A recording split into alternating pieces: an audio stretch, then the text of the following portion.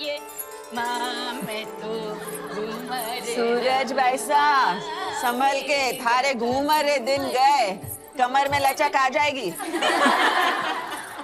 अब तो रानी सा करेगी घूमर कल गौरी पूजा के बाद।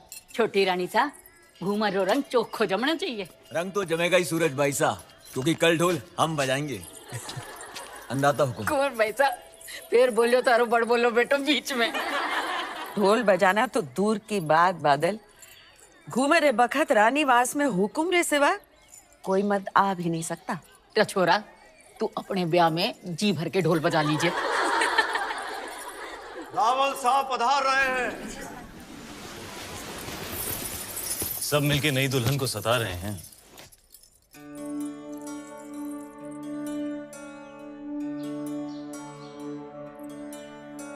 राजगुरु शिवालय में आप रही प्रतीक्षा कर रहे हो।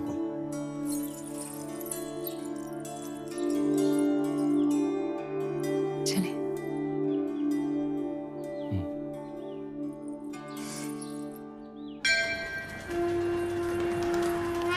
पधारो हुकुम। पद्मावती, आप हैं मेवाड़ के मार्गदर्शक और हमारे राजगुरु आचार्य राघव चेतन जी। हमारे सभी प्रश्नों के उत्तर यही देते हैं। हमारी राजनीति भी इन्हीं की देन है। आशीर्वाद लीजिए।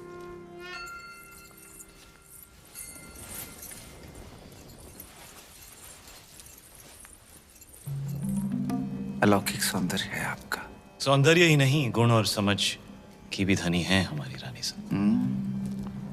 तो छोटी रानी साहब के जीवन में क्या अधिक महत्व रखता है, रूप या गुण? संभलिए रानी साहब, आपकी परीक्षा हो रही है। बताइए, रूप या गुण? गुण और रूप वो तो देखने वाले की आंखों में होता है। अर्थात किसी को पत्थर में शिवलिंग दिखता है और किसी को शिवलिंग में भी पत्थर। जीवन का वर्णन 3 शब्दों में। अमृत, प्रेम और त्याग। प्रेम क्या है? ईश्वर की आंख में उभरा हुआ खुशी का आंसू। आंसू क्या है? सुख और दुख की हद। सुख क्या है? भ्रम। सुना है युद्ध नीति की भी जानकार है। जी। रणभूमि में सबसे बड़ा शस्त्र क्या है? हिम्मत। जीवन में सबसे कठिन घड़ी? परीक्षा के बाद परिणाम की। और सबसे बड़ी भेंट? आशीर्वाद।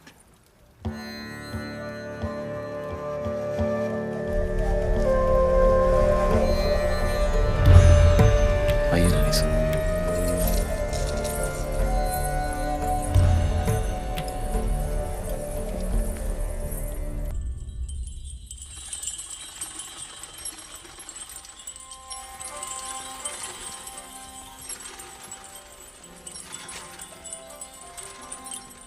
किस्मत देखिए हमारी, गए थे सिंगल मोती लेने और आप हाथ लग गई।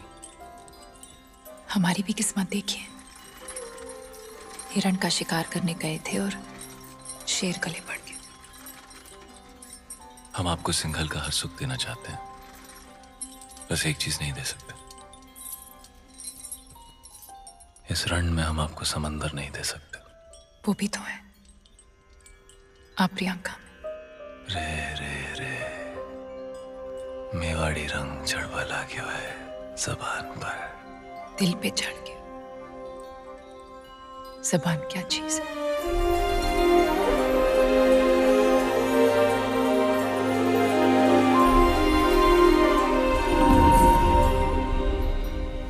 क्या हुआ? ऐसे लगा कोई हमें देख रहा है। चांद होगा, आपकी तारीफ से जल रहा होगा।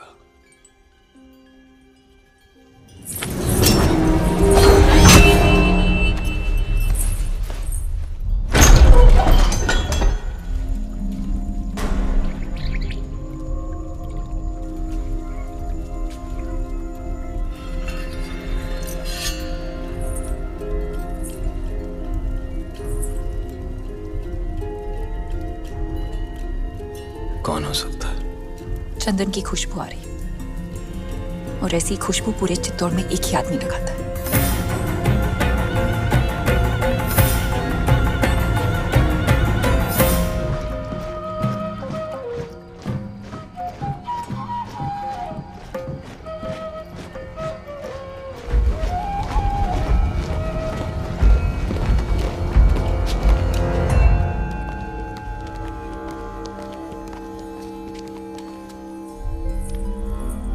आधी रात में सिपाही भेज के इस तरह बुलाने का मतलब क्या है हुकुम? एक अपराधी को सजा देनी है राजगुरु। बस इतनी सी बात है। ये कार्य कल सुबह भी तो हो सकता था। अपराध संगीन है, निर्णय तो आज रात को ही होगा। कौन है अपराधी? आप। जिसकी पवित्रता की सौगंध सारा मेवाड़ खाता है वो अपराधी। जिसने रावल रतन सिंह को सिंहासन पर बैठना सिखाया है वो अपराधी। ऐसा क्या अपराध हुआ है हमसे हुकुम? जब रावल अपनी रानी सा के साथ एकांत में थे, उन पलों को देखने की हिम्मत की है आपने। मनगढ़ंत। प्रमाण क्या है? सुजान सिंह, हुकुम।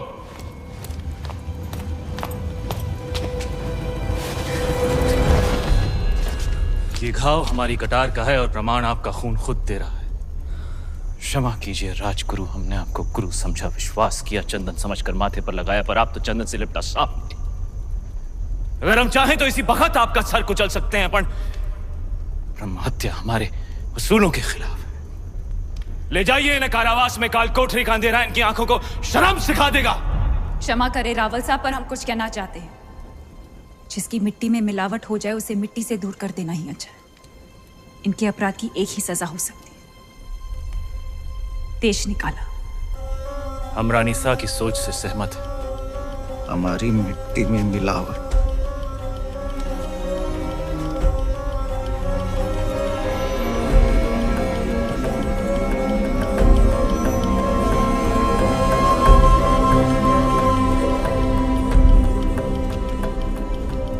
लो पी ली हमने अपमान की आग, लेकिन इस आग में जलकर चित्तौड़ राख हो जाएगा।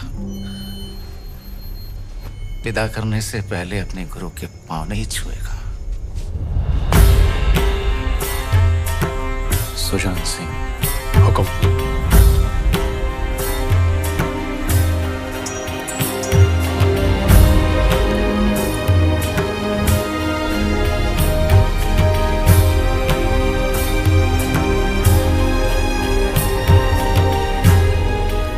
जा रहे हैं इस मिट्टी से दूर, लेकिन पूरे मेवाड़ को घुटने टेकने पर विवश नहीं किया तो मान लेना राघव चेतन इस संसार में था ही नहीं। एक विचार था जो हवा